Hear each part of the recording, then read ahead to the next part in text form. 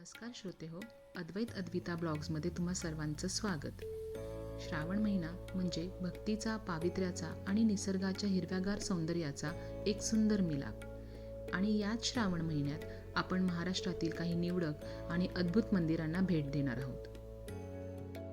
महाराष्ट्राच्या ऐतिहासिक भूमीत वसलेले सासवड ऐतिहासिक, आध्यात्मिक, धार्मिक, सांस्कृतिक आणि स्थापत्यशास्त्र याचे एक उत्तम उदाहरण. पुण्यापासून 30 किलोमीटर अंतरावर असणाऱ्या या सासवडमधील करा आणि चांबळी नदीच्या संगमावर वसले आहे श्री संगमेश्वर मंदिर. या नद्यांच्या संगमाच्या परिसरामुळे या भागाला विशेष महत्त्व प्राप्त झालं आहे. म्हणूनच येथे विराजमान असलेल्या भगवान शिवाला संगमेश्वर या नावानं ओळखलं जातं. विशेषतः श्रावण महिना, सोमवार आणि महाशिवरात्रीच्या दिवशी संगमेश्वर मंदिरात भाविकांची मोठी गर्दी पाहावयास मिळते. छत्रपती शिवाजी महाराजांच्या काळापासूनच या परिसराला ऐतिहासिक महत्त्व लाभले आहे. त्यामुळे संगमेश्वर मंदिराला भेट हे केवळ देवदर्शनच नाही, तर आपल्या समृद्ध इतिहासाची एक अनुभूतीच.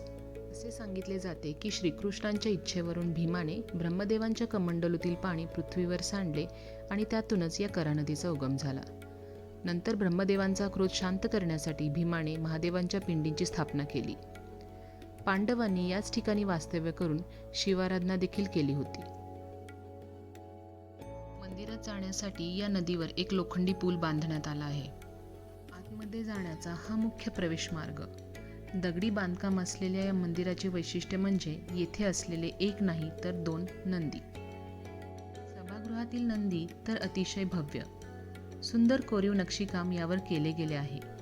नंदीचे तोंड हे शिवपिंडीकडे नसून जवळच असलेल्या संत सोपानदेव समाधी मंदिराकडे आहे. शिवभक्त जगताप काका या मंदिराबद्दल काय माहिती देतात? त्यांच्या काळातलं मंदिर आहे. पैसे ब्रह्मदेवांनी केलं. ब्रह्मदेवांनी स्वप्न काकांचं लावतात. हे स्वयंभू संगमेश्वर महादेवाचं मंदिर आहे. हे 2 नद्यांच्या संगमावर बसलेलं आहे. माझ्या डाव्या हाताला चांबळी नदी आहे आणि उजव्या हाताला करा नदी आहे. अशा दोन्ही नद्यांचा संगम येतो. म्हणून या मंदिराला नाव संगमेश्वर महादेव असं म्हटलेलं आहे. आणि मला नंदीबद्दल थोडक्यात माहिती सांगतो. ज्ञानेश्वर माऊलीच्या दाखल्याबाई समाधी माझ्या डाव्या हाताला चांबळीच्या तीरावर. तर त्या टाईमला सगळे देवाचे पण पूर्ण पांढरून स्वतःचं समाधी केलं असते. त्यावेळेस नंदीने मला क्रॉस केले. त्यांचं लक्ष समाधीकडे ध्यान असते.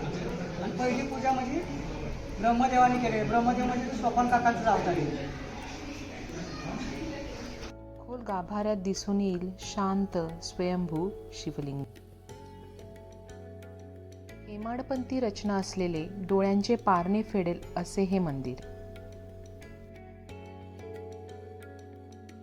तुम्हाला हा व्हिडिओ आवडला असेल तर लाईक, शेअर आणि चॅनलला सबस्क्राईब करायला विसरू नका.